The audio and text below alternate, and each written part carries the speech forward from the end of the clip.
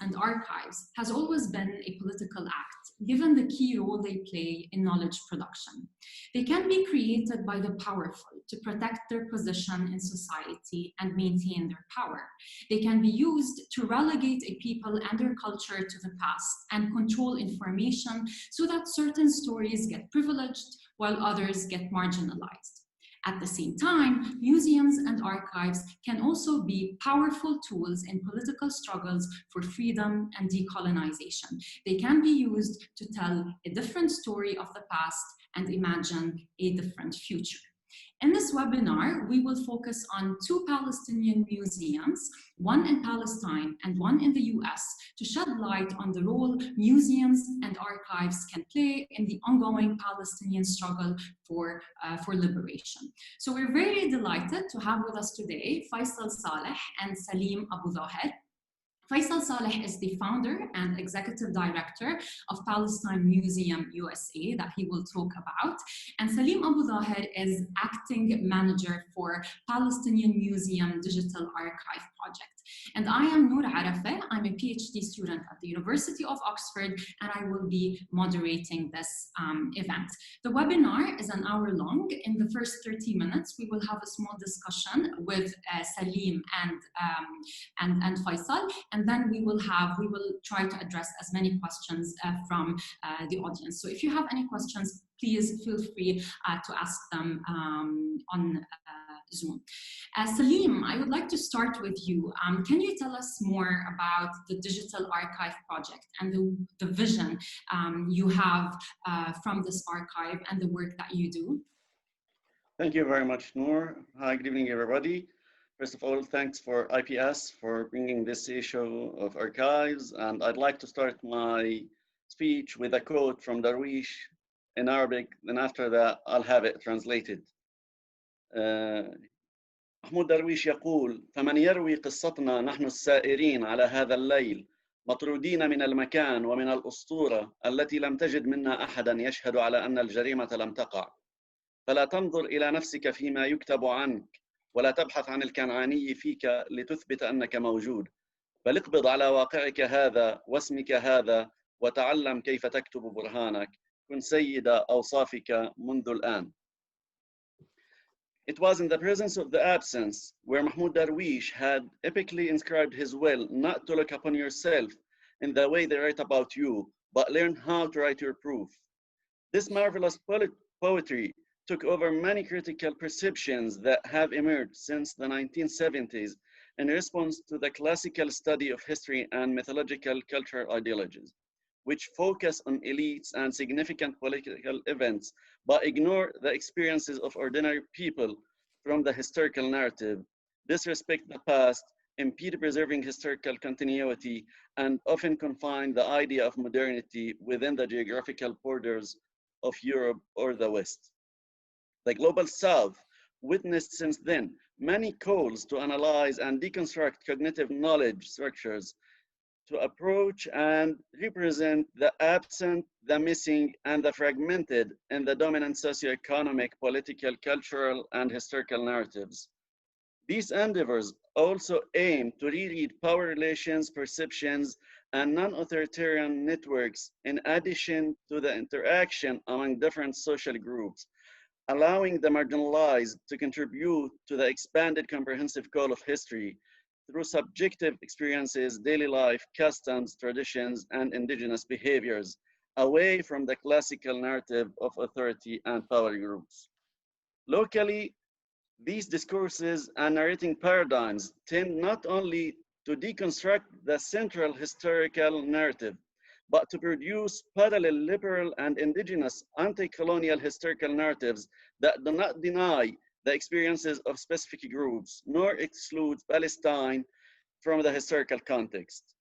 Further attention is being paid to the entirety of the testimonies and voices of people absent from the established colonial, authoritarian, and elitist historical narrative, thus reviving microhistories that represent the indigenous trajectory of social, economic, and political relations and dimensions present through any tangible or intangible trace.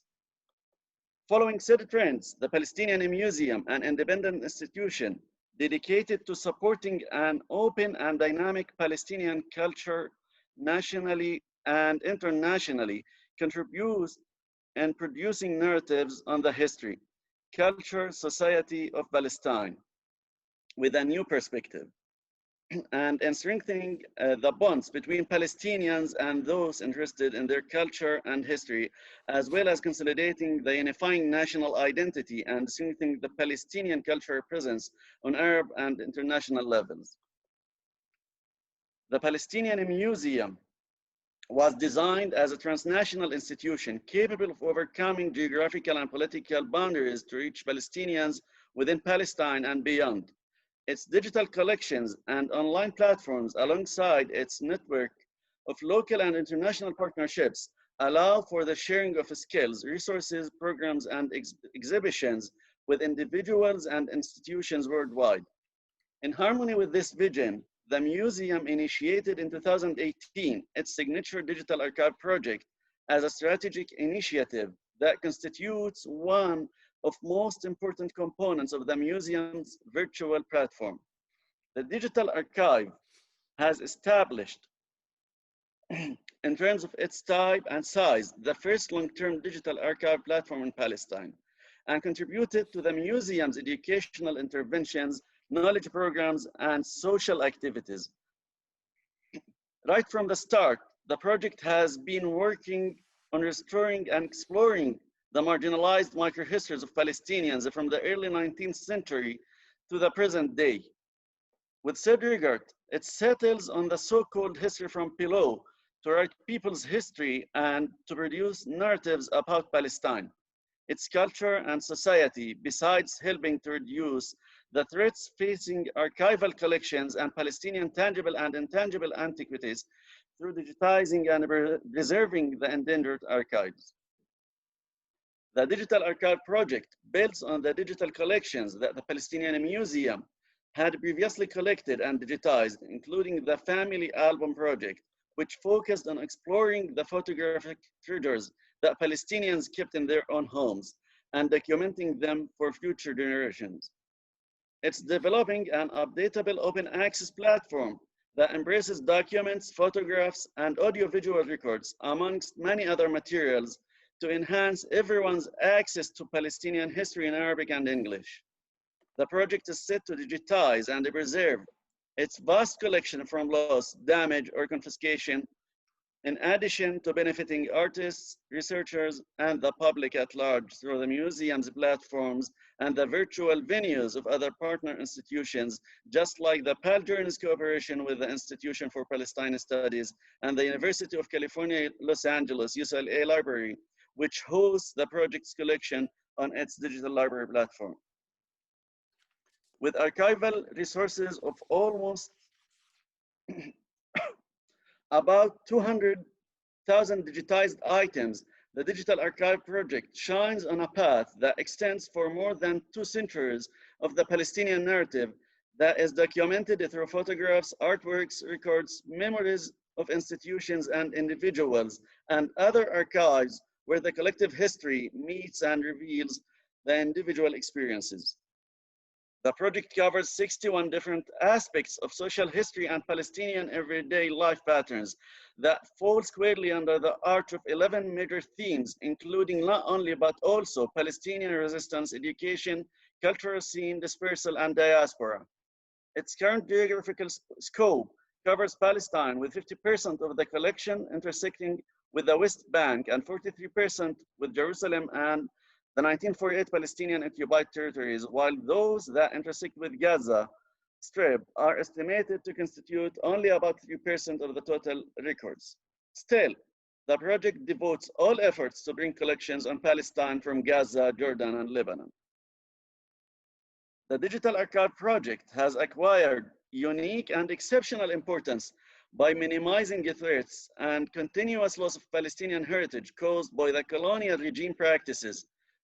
Moreover, the external midterm performance evaluation report conducted in December 2019 asserted the credibility and consistency of the project's design, structure, adherence, and a clear commitment to the general international standard archival description.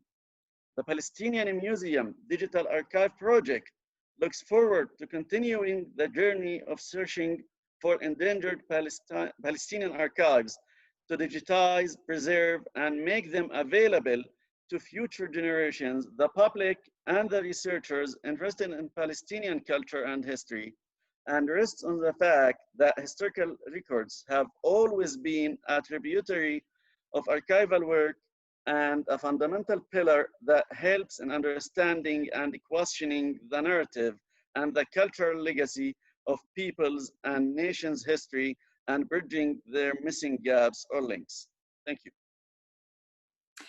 Thank you so much, Salim, for giving us this passionate presentation on the work you and your team are doing with the Digital Archive Project, specifically the goal you have in terms of deconstructing the general history of Palestine and creating a new narrative, which I find is specifically interesting the approach you are using, which is history from below that you talked about, which allows us also to raise the voices of normal people. The next presentation is by Faisal Saleh, who will tell us more about the museum that he co-founded and the archives he is working on. Faisal, the floor is yours.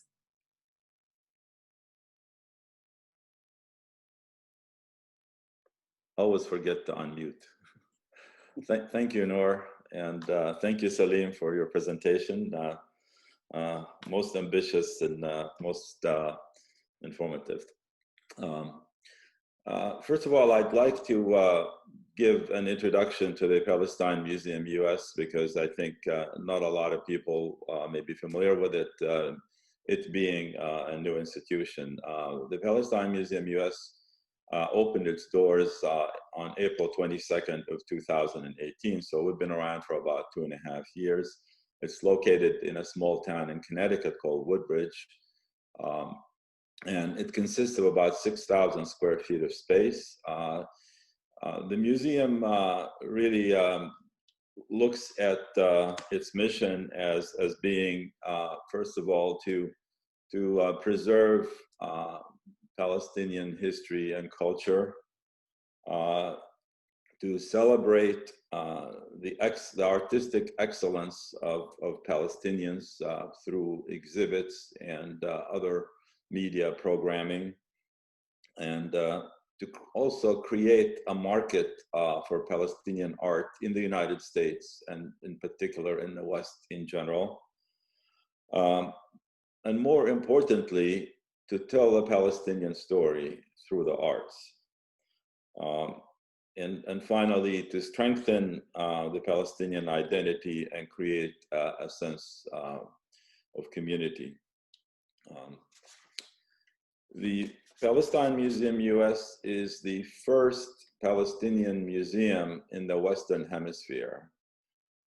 For years and years, we watched as our story was being told by others. And we went into other people's museums, hundreds of them. And in all of the West, there wasn't a single place that was dedicated to Palestine. So our launch of the museum, it was really historic and opened a whole new avenue for Palestinians to tell their story and communicate with the world.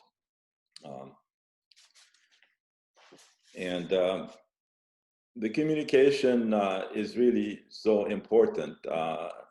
Maybe not everybody realizes the criticality and the importance of being in the United States and being able to reach out to the American people and tell them the story.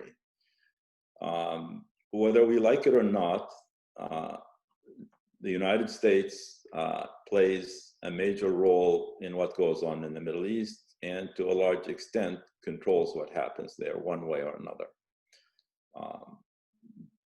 it's so important for us Palestinians that we understand that this environment in the United States that's really controlling our lives in Palestine and in the diaspora, and be able to interact with that environment and be able to create opportunities for us to tell our stories.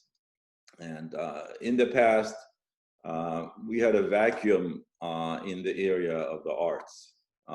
Yes, there were individual events here and there, individual efforts, but there wasn't any museums. There weren't any concentrated artistic activities taking place on a regular basis. Palestinian artists had a difficult time exhibiting their works. Even some of the most famous Palestinian artists had a difficult time getting their works in galleries and in some of the museums in the United States. So it became really critical for us to have this new institution and to be able to put our story out on the street here in the United States. Now, from an archiving point of view, obviously our approach is a lot different than the Palestinian Museum. First of all, we don't have the infrastructure and the resources, financial and otherwise, to really create significant archives. And as a result, we do have archival material at the museum. We have historic photographs, we have historic phobes, we have historic books of photographers that were published in like 1925 that has hundreds of photographs about Palestine. And we have access to a lot of archival information. For example, the Matson photo collection has 22,000 photographs at the Library of Congress. We can dip into it and find anything we want. And the archival material that we use is really used to support the story we are telling. For example, we could look at the photographs and say that the Palestine had a vibrant community that existed prior to 1948, and we can debunk the claim that Palestine was a land with no people for a people with no land. And certainly all these points come together as we try to tell our story. Let me talk a little bit about, what are some of the contents in the museum. As I mentioned, it's about 6,000 square feet. We have a few hundred works of art at any given time. Our definition of art is really very broad. It's not just the visual arts such as paintings, but also includes sculpture, it includes embroidery and textile arts, includes film, theater performances, literary arts, culinary arts, and any other kind of form of arts that Palestinians engage in. So in addition to just our physical exhibits, we, over the past 2.5 years of existence, we have conducted a large number of events and activities related in all those broad areas that I've described here. And we've engaged audiences in areas such as music. We've had several concerts, including, we had a concert for Maryam Tamari, the opera singer. We've had concerts for classical music, piano, violin, Palestinian performers from Palestine. And we've done a lot of activities to support the mission of the museum.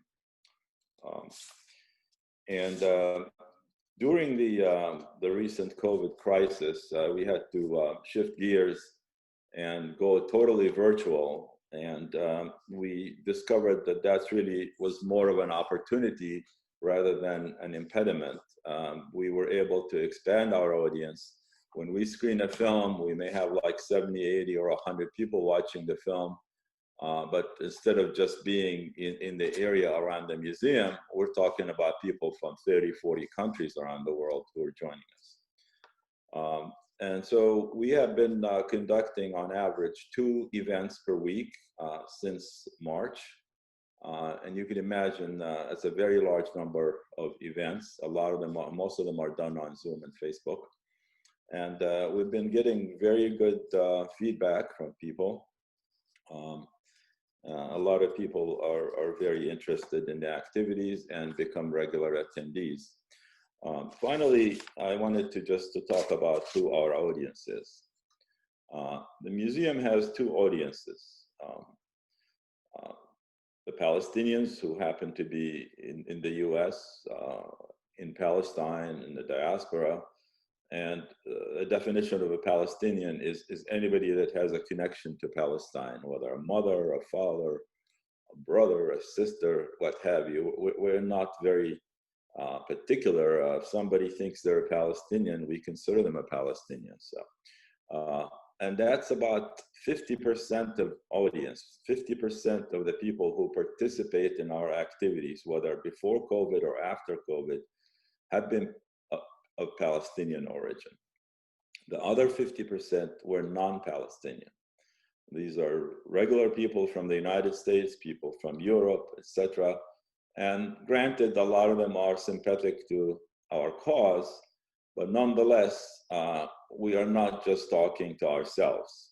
We're not preaching to the choir, if you will.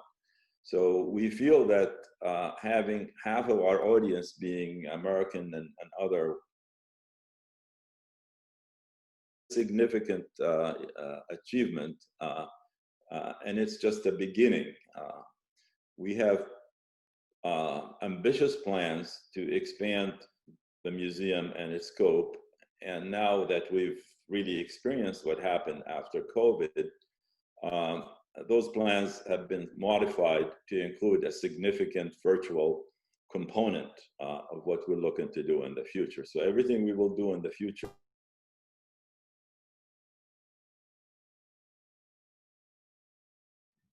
but our initial plan, which we still believe in, calls for creating branches of the museum in major cities in the United States and trying to create a grassroots communication effort to reach the Americans wherever they exist and to get to the point where we actually telling our story directly to the American people at the grassroots level, because we think that the arts is a better medium for communicating our story. It will humanize us. When we show a performance, a musical performance, or when we show poetry or exhibit art, etc., the people watching it, the Westerners are very interested in the arts, and they're more likely to sympathize with the arts than with the political wrangling. And I don't want to underestimate the importance of having, a political process. And God knows we have quite a few people engaged in that process. There's a lot of lobbying, there's a lot of fundraising for all the politicians. So we were not short on that part. What we were short on is in the arts. And that's the area that we are promoting. And we're hoping that Palestinians and our supporters around the country and the world recognize that and kind of rally behind our effort of what we're trying to do, because it is a very, very important aspect of our struggle to towards the Palestinian ultimate goal, which is the return to Palestine and having a democratic state in Palestine. Thank you so much, Faisal, for your presentation. يعطيكم ألف عافية. We have so many interesting questions from the audience, so I'm going to allow myself to only ask you one question, Salim and Faisal. So you both discussed, again, you focused on the role that museums and archives can play in changing the narrative, in telling a new, different story about Palestinians, which could be seen as a way of imagining Palestine and making the archives more active. And this is important because it defies how museums can sometimes function, especially in colonial cases where things are only put on display for popular consumption. There are many museums, or like several museums on Palestine, in Amman, in Lebanon, in Shatila, in DC, and other places. And we now have a movement of a number of refugees actually working on museums. My question to both of you is, especially since like Faisal, you're based in the US, Salim, you're based in Palestine, how do you envision working with the Palestinian diaspora and Palestinians living in Palestine to create this new narrative that can represent and unite all Palestinians? Is this part of your vision for the future, or is this something you aim to do in the future? Because I think working together as Palestinians, especially when we have different museums, can also make the different museums more powerful sites. But I would like to get your views on this, if possible. Salim, you go ahead. No, please go. Please, you start. All right, thank you. Well, the Palestine Museum US is heavily engaged in our Palestinian constituencies, both in the US, in some parts of Europe and the East, as well as in Palestine. I'm constantly on Messenger, on the phone, talking to artists and talking to other people, in Gaza, in Ramallah, in Nablus, in Jericho, in Bethlehem. We're always looking at artwork there. We're talking to musicians. Last couple of weeks ago, we had a concert by Amal Morkos from Beit Yosef in the Galilee, and Fadi Deep from Haifa. We are continuing to have these activities. So we are wired right into the Palestinian communities everywhere, and not just in the US here, but also in Palestine. We've done the same thing with people in Europe. We're looking at artwork. We're shipping art from Germany. We're shipping art from Belgium, art being shipped from Gaza. So all that comes to the museum, and we are talking to the people. We have events going on all the time. So we are heavily engaged on a day-to-day basis. Thank you, Faisal. Salim, any other insights about how you envision working with the Palestinian diaspora? Actually, Palestinian diaspora is like a main theme of our themes at the Palestinian museums, and we already have a researcher who is based in Jordan to archive collections from Palestinian refugees over there, and we have already one of our team members who visited Palestinian camps in Lebanon, and we are open to having many collections. We have like connections with Latin America, Chile, with Palestinian people in Europe. So we are open to Palestinian diaspora, and we'd like to have as many as possible collections here at the Palestinian Museum. Thank you, Salim. So I'm going to start asking you the questions we have from the audience. So we have two questions from Anne Irfan. The first one is for Faisal. Is there any way to access the archival collections you describe remotely? And to both of you, what do you see as the priority or priorities in terms of collections? Faisal, would you like to start? Sure. Yeah. I can tell you how to access the biggest photographic archive that about Palestine, which is it's called the Matson Collection, M-A-T-S-O-N. So you go on Google on a browser and you do a Google search. You search for Matson Collection, Library of Congress, and then you're gonna get a place where you can either browse or you can search for keywords. Like you want to see all the photographs about Ramallah. You type Ramallah and you'll see like 200-300 photographs that you can look at from Ramallah. You can download them in high resolution. You can print them. You could do anything you want with them. These are available with no restrictions on use.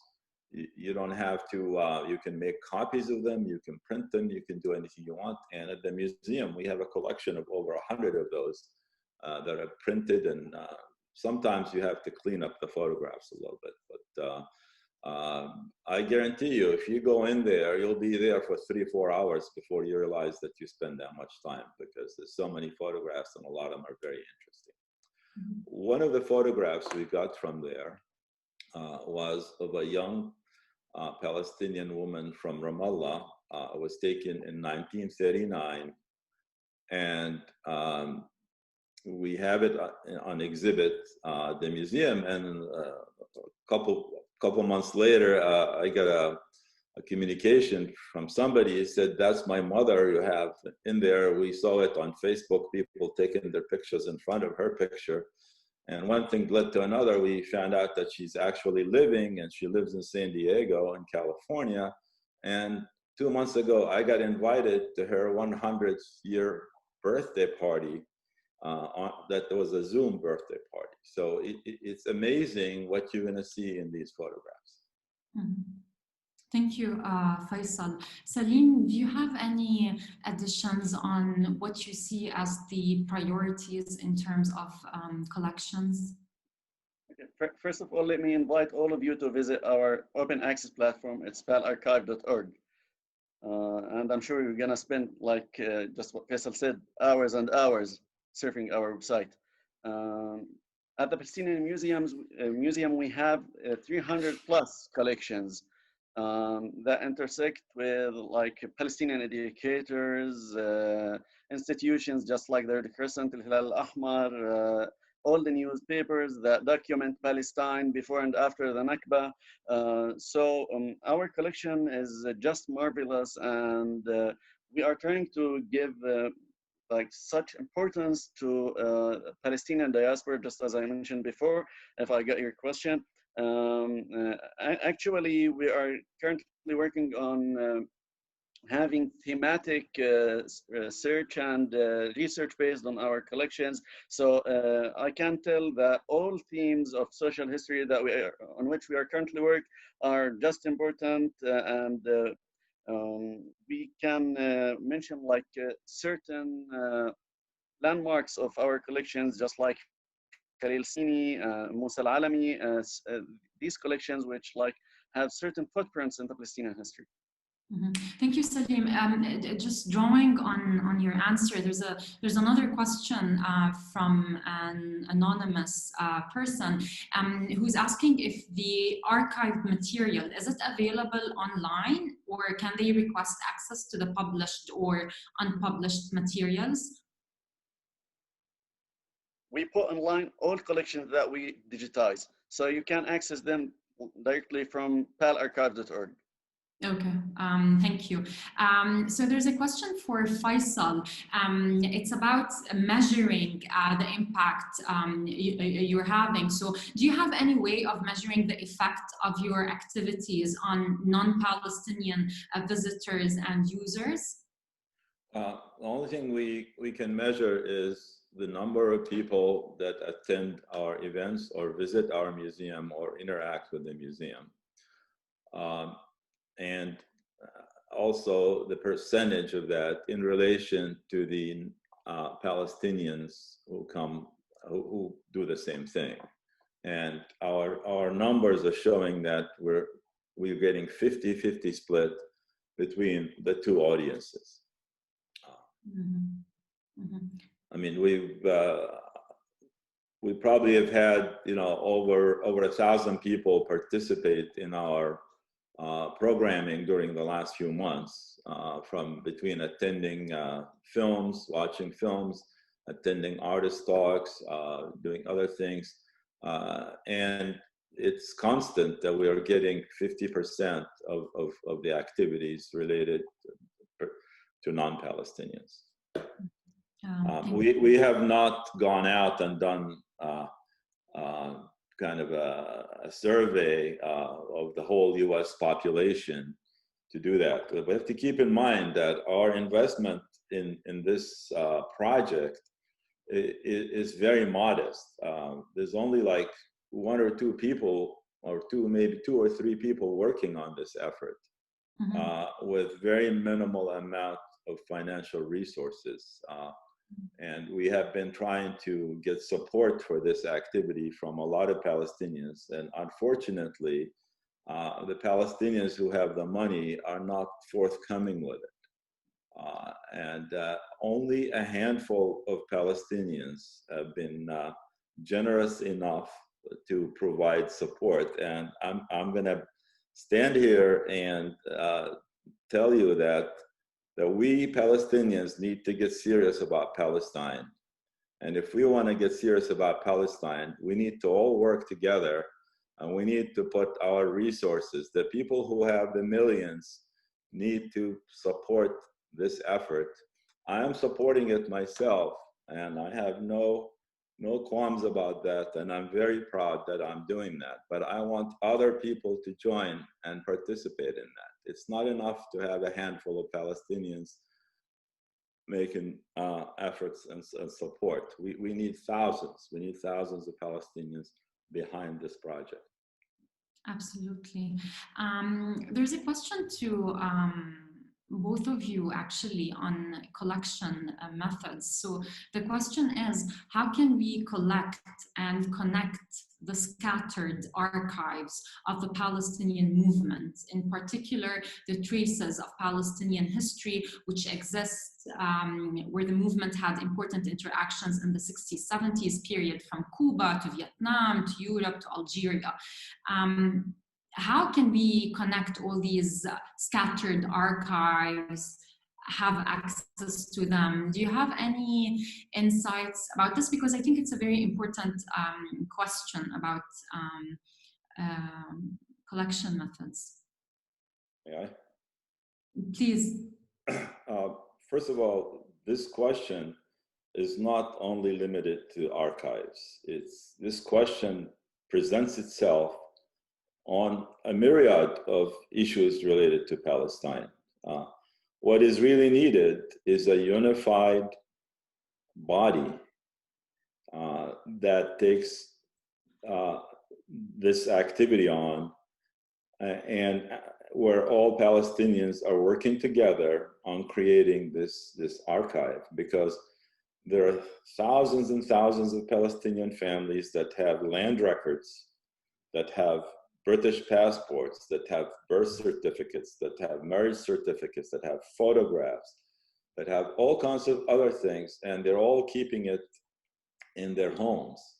And we have a very small number of documents at the museum. I have like my father's British passport. I have his British ID card, and I have our UNRWA rations card. We have our Red Cross ration cards before the UNRWA was in place. And I'm just one of millions of Palestinians who have the same thing. So we need to gather all that together, but we need resources to do that, and we need to do it all as one project. Not every organization is acting on its own in different directions. Let me give you an example. When the museum was being opened, right at the beginning, I contacted the municipality of Ramallah, and I pleaded with them to give me an opportunity to take one of their archival material. And the material I'm talking about is, in Ramallah, there was an Armenian photographer and had a studio called Studio Venus. He had, when he when the owner passed away, he had 14 boxes of negatives that he collected over like 20, 30, or 40 years. And it has pictures of almost everyone in Ramallah, in Beira has pictures in there. And I've offered to take those negatives and scan them. And we went back and forth with correspondence. At the end, they told me they're going to do it themselves and they don't need help. I regret that was, that decision. But things like that are part of the national heritage. There's no one person or one entity should be trusted to just do that on its own. This needs to be a national effort, and it needs to be a unified organization that represents all the Palestinians to do that. I'm still interested in the Venus archive, and it's something that we need to do. If those photographs are scanned and published, you will see thousands and thousands of people are going to find their relatives in them. And it would be such a great thing to have. So let's get on that. Yeah, thank you. Sorry if I took too much time. Salim, sorry about that. Salim, do you have any other insights to add on the question of how to collect scattered archives, or shall we move to a different question? Faisal's answer, maybe it might be a little bit political, but my answer is going to be more technical. We're looking for Palestinian collections all over the world as that part of the Palestinian puzzle, the narrative of Palestine. We at the Palestinian Museum, we have a large team of researchers who are trained and doing field work, and they're following up, collecting, convincing owners of collections to have their collection within our archive. But I'm sure, and I totally agree with Faisal, that Palestinians are aware of the importance of their inherited archives and documents. We have lots of connections with Palestinians in Europe, America, Africa. We have connections with Palestinians in Tunisia. So technically, the team of researchers is doing all possible effort to get more collections, and just as I said before, our scope is mainly Palestine, Lebanon, and Jordan, but we are very open to have all collections that intersect with the Palestinian narrative, whether they were inside Palestine or outside Palestine. Thank you, Salim. And I would just like to remind the viewers that we have another event, another webinar actually, on archiving the struggle towards a new political imaginary for Palestine. That will be, one of the speakers will be Professor Karma Nabulsi and Professor Abdelrazak Takriti. But Laura can give you the specific date of the webinar. I don't have it. There are like some specific questions now by the participants. So there's a specific question to you, Salim, from Nizar Farsakh, who works, I don't know if you're in touch, but Nizar works at the museum in DC. So he's saying, in addition to the IPS, Palestinian Museum in Birzeit, and the Palestine Museum US, he's asking, did you look in the Library of Congress, the different Palestinian village organizations in the US, or the Palestine Land Center, or Palestine Remembered in the UK? Did you look into any of these organizations or institutions? Absolutely. We are trying to keep updated. We are trying to have like the widespread knowledge of all acting platforms on Palestine. Moreover, we are trying to make our archival network partnerships, to have partnerships with institutions that work on archives. So we keep looking for these platforms. Okay, thank you. So there's a question to both of you, and maybe Faisal, you can start by answering this one. In terms of the visual arts, how do you each envision your institution's role in both laying out of a Palestinian art history of earlier generations and engagement with contemporary art practices and artists working now? How do you see your institution's role in both these things? There are two components to the question. The first is with respect to the history of artists who are no longer with us. Obviously, there are a number of books written about these artists, and we are trying to collect as many of these books as possible and make them available for people who want to study the history of Palestinian artists. We are collecting and researching books all the time. We have quite a number of books of particular artists. With respect to the current artists, we obviously engaged with a very large number of artists, 100 artists at least or more, and we are in conversation all the time with these artists about exhibiting their work either physically at the museum or virtually. And we're also engaged in trying to sell artwork for all the Palestinian artists, and we have been successful recently in selling arts in trying to generate some revenue for Palestinian artists who are distressed in either Gaza or in the West Bank, where they really need the resources. So we are engaged on a day-to-day basis, and we currently we have at least 200 works of art at the museum that belong to Palestinian artists. Most of the art we have is on loan from the artists. We have a small but growing permanent collections. These are works of art that were contributed to the museum mostly by the artists or a few by some private Palestinian individuals and Americans as well. But the bulk of the artwork is on loan from the artists. Thank you. Faisal. Salim, do you have any other additions to to how your work can be related to how we envision visual arts? Actually, art is one aspect of, among other many aspects on which we work in the Palestinian museums.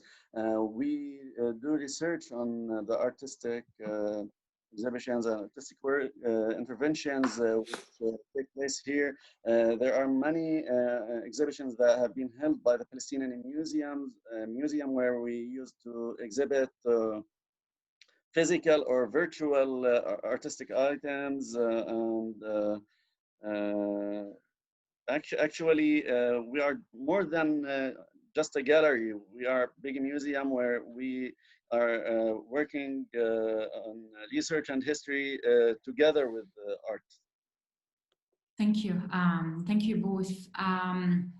So Faisal, there's a question to you, given that you're based in the US. Do you find virtual museums effective for the Palestinian diaspora to renew their identity and feel connected to their past?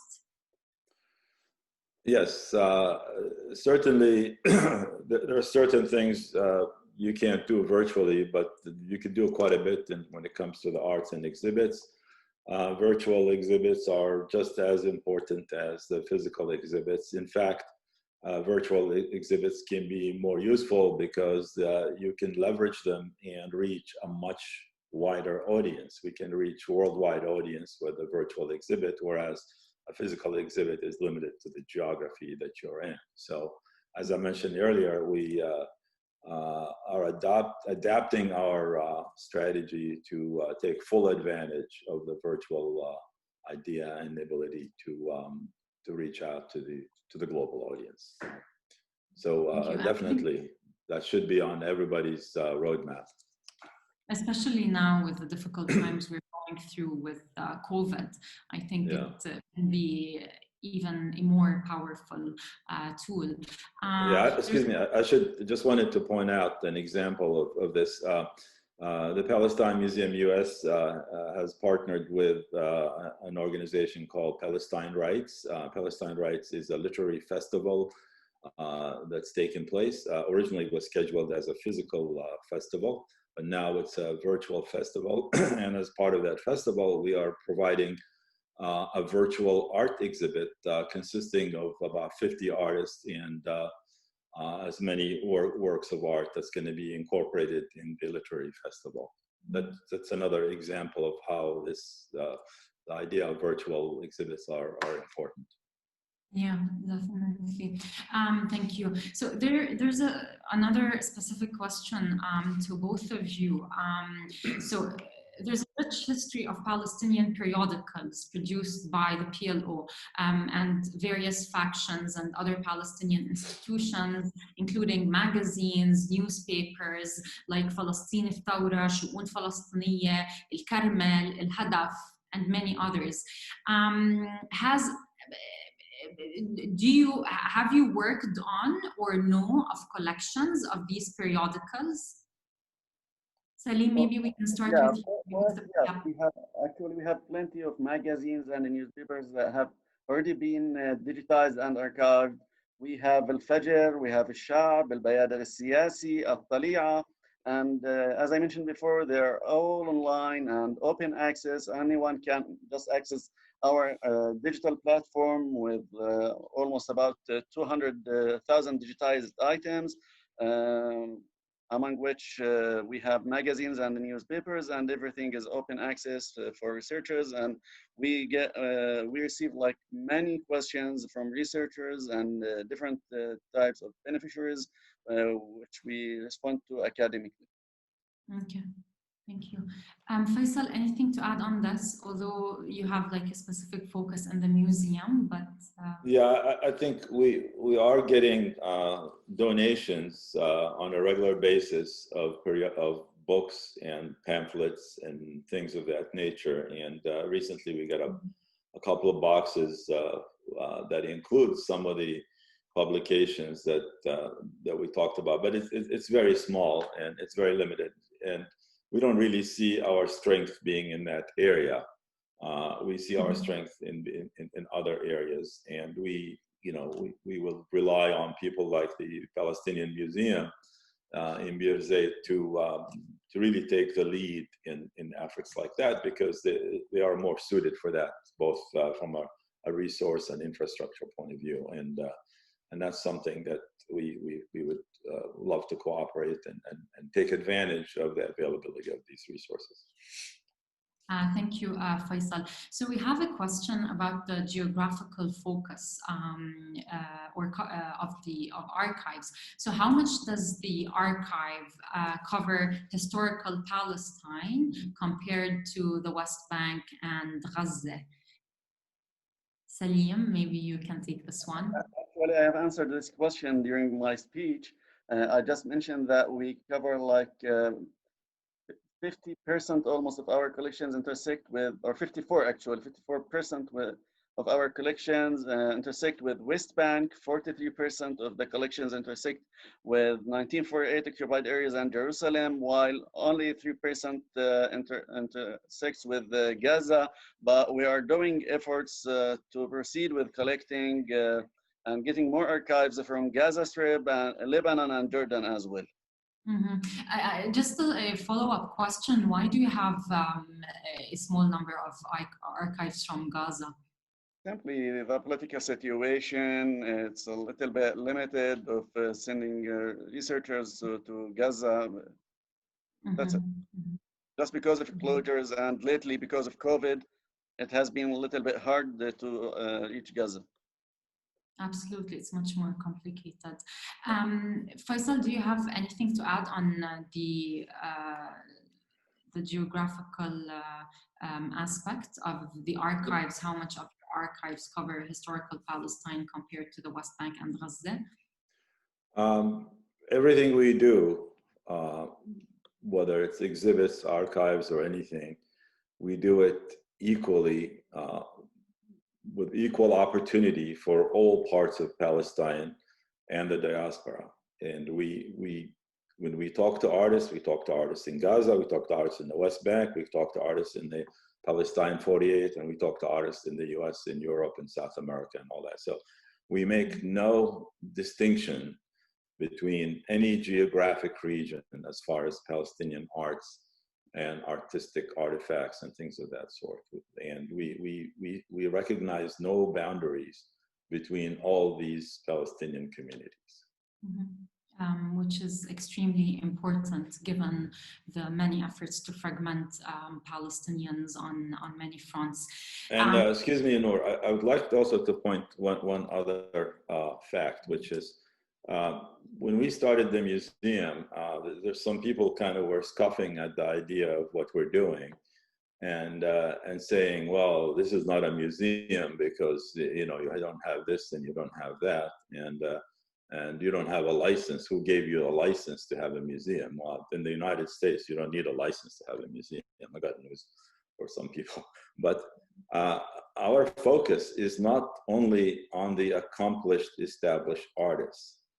Our focus is also on the rising artists, the new artists, and artists in all their phases of growth and life.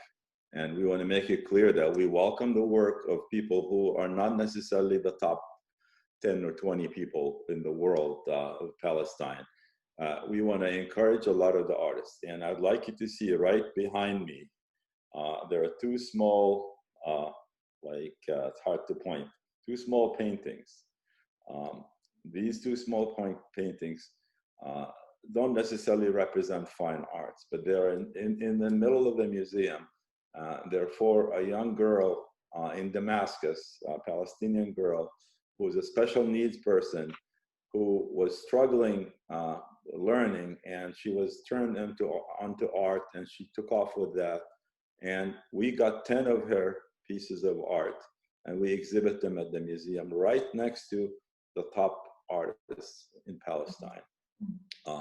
So I want to encourage Palestinian artists of all walks of life to continue their work, and we're happy to participate with them at some point. Thank you. Thank you, Faisal.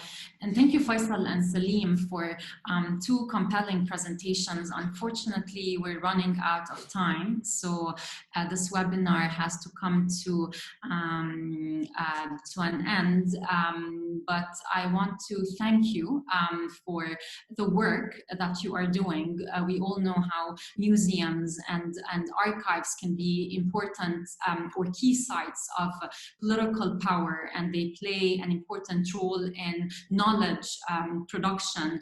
And as Palestinians, it's very important to use these as tools to create a new narrative. And you both showed us in a very humble way how with your teams and the institutions you're working with, you're aiming to create a new narrative and a new way of imagining Palestine and presenting Palestine to the whole world. So thank you so much. Thank you also for the audience and for the questions you asked us. Unfortunately, because we have a limited amount of time, I wasn't able to ask all the questions to Faisal and Salim, but I just want to remind you that we have another interesting webinar next Monday, actually, on archiving the Palestinian struggle, which would talk about archiving of the history of solidarity movements and the Palestinian revolution and resistance, with 4 panelists, including Karman Abulsi, Muna Dajani, Abed Takriti, and Munir Fakhreddin. So I hope you can attend this event. A final word to Faisal? Yes, thank you, Noor. First of all, thank you so much, and I'd like to thank the Institute as well for putting on this great event. And I wanted to also thank all the Palestinian artists around the world in Palestine and the diaspora, and I would like to congratulate them on their fantastic efforts and all the excellence of the work that they've done. إلى الأمام, forward. Thank you. Thank you, Faisal. Salim. Thank you very much. Thanks for the IPS. Thank you, Noor. Thank you, Faisal. And always, we are looking for your support, targeting Palestinian fragmented history wherever it is. Thank you very much. Thank you.